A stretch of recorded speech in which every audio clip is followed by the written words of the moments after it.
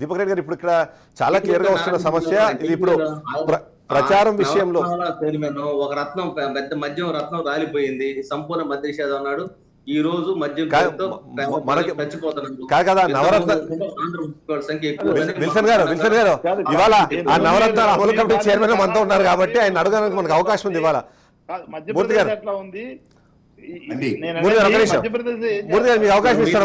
ఒకసారి దీపక్ గారి దగ్గరికి వెళ్దాం. మూర్తి గారు నేను మీకు అవకాశం ఇస్తాను. మూర్తి గారు మీకు అవకాశం ఇస్తాను. దీపక్ గారు రెస్పాండ్ అవ్వాలి ఫస్ట్. దీపక్ గారు మీ టర్న్. మూర్తి గారు 1 minute ప్లీజ్. కొంచెం మ్యూట్ లో ఉంటే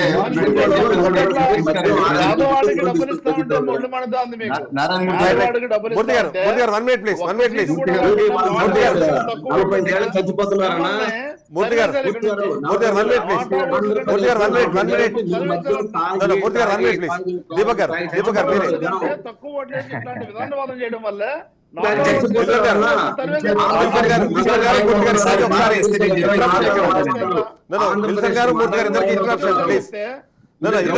అవకాశం ఇస్తాను. 1 minute ప్లీజ్. మూర్తి గారు 1 minute ప్లీజ్. మూర్తి గారు 1 minute ప్లీజ్. దీపక్ గారు టైం ఇప్పుడు. ఈ రోజు ఆంధ్రప్రదేశ్ మూర్తి గారు 1 minute. విల్సన్ గారు మీకు అవకాశం ఇస్తాను మళ్ళీ ప్లీజ్. మూర్తి గారు 1 minute ప్లీజ్. దీపక్ గారు ఛాన్స్ ఇప్పుడు. మూర్తి గారు దయచేసి మాకు కొంచెం అవకాశం ఇవ్వండి.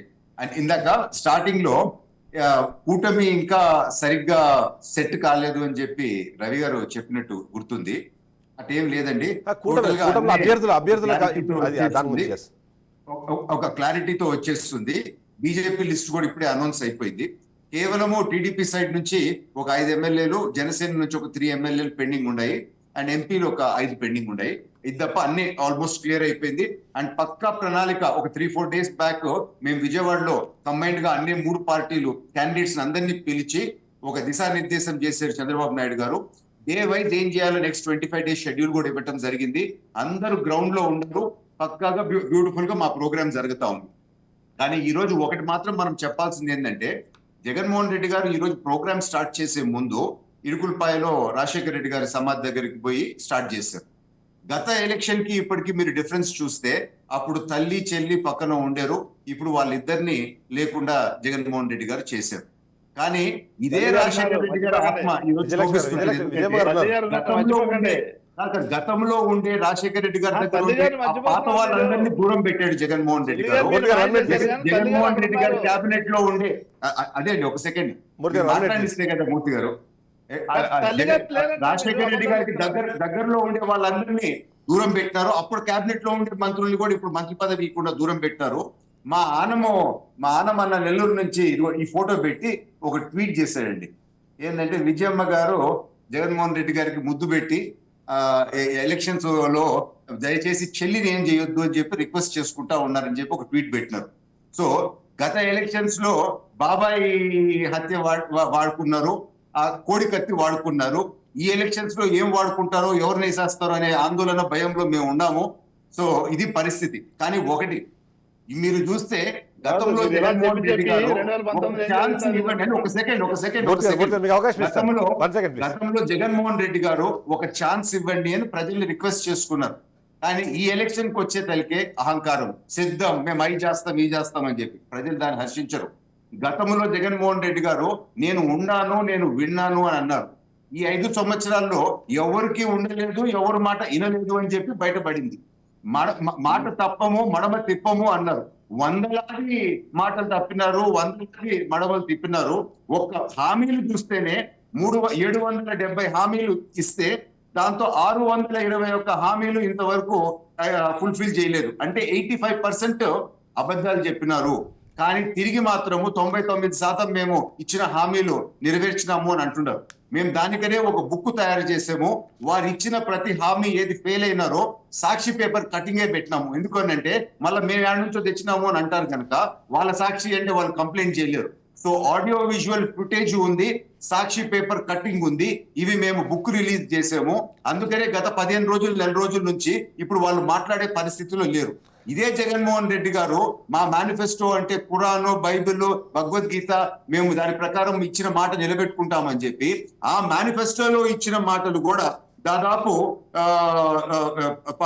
మేనిఫెస్టోలో ఇచ్చింది 199 మేనిఫెస్టో నవరత్నాల్లో కమిట్మెంట్లు ఇస్తే కేవలం 109 అంటే 90 హామీలు అక్కడ కూడా ఫుల్ఫిల్ చేయలేదు. అయితే దీపక్ గారు ఇక్కడ ఒక క్లారిటీ ఇవ్వండి, ఒక క్లారిటీ ఇవ్వండి. ఇప్పుడు వీళ్ళు గడప గడపకు మన ప్రభుత్వం అనే ఒక కార్యక్రమాన్ని తీసుకొని జనాల దగ్గరికి వెళ్ళేటప్పుడు వాళ్ళ ఇంటికి వెళ్ళక ముందే వాళ్ళకి ఎలాంటి లబ్ధి చేకూరింది, ఆ కుటుంబానికి గవర్నమెంట్ నుంచి అంటే అది సంక్షేమ పథకాలు అంటారా లేకపోతే వాళ్ళ కుటుంబానికి జరిగిన లబ్ధి ఏంది అన్నది ఒక పాంప్లెట్ లాగా తీసుకెళ్ళి ఇచ్చి మరీ మినిస్టర్లు వెళ్ళారు, ఎమ్మెల్యేలు వెళ్ళారు, అది కాకుండా కార్యకర్తలు కూడా వెళ్ళి వచ్చారు కదా. అప్పుడు ఆ సందర్భంలో దీనికి సంబంధించి పెద్దగా 1-2 చోట్ల కాకుండా మిగిలిన చోట పెద్దగా దానికి నెగిటివ్ రెస్పాన్స్ వచ్చినా కనిపించలేదు. దాన్ని ఎలా చూడాలంటారు?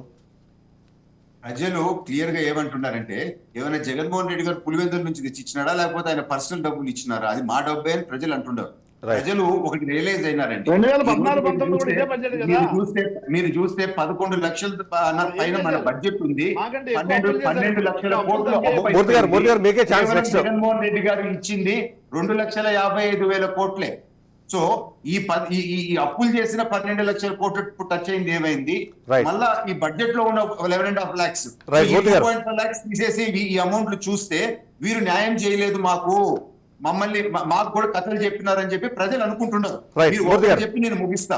తెలుగుదేశం టైంలో 19.15% ఆఫ్ బడ్జెట్ మేము వెల్ఫేర్ పైన ఖర్చు పెడితే ఈ ప్రభుత్వంలో కేవలం 15.8% పెట్టినారు. అంటే 3.5% ఓవరాల్ మీద తక్కువ పెట్టినారు. అంటే దాదాపు అక్కడే ఒక 60,000 కోట్లు తక్కువ పెట్టినట్టు మనకు కనపడతా ఉంది. ఈ వాస్తవాలన్నీ ఈ రోజు ప్రజల్లోకి వస్తా ఉన్నాయి. దాదాపు 120 తెలుగుదేశం పథకాలను రద్దు చేశారు. సో ఒక్కొక్క కుటుంబం పైన వీళ్ళు పెంచిన రేట్లు అయితే ఏముంది, ట్యాక్సెస్ అయితే ఏముంది, 8 లక్షల భారం పడింది. సో ప్రతి ఇచ్చిన 1 రూపాయికి 10 రూపాయలు ప్రజల నుంచి లాక్కుంటున్నారు. ఇవన్నీ ఫ్యాక్ట్స్ అండ్ ఫిగర్స్ ఈ రోజు ప్రజల్లోకి మేము తీసుకోబోతున్నప్పుడు ప్రజలు ఈ రోజు అంటున్నారు, అయ్యో మేము మోసపోయినామా, వీళ్ళు ఇచ్చిన కాగితాలను నమ్మి ఏదో మాకు వచ్చిందని అనుకున్నామా అని చెప్పి ఇప్పుడు ప్రజలు మమ్మల్ని మోసం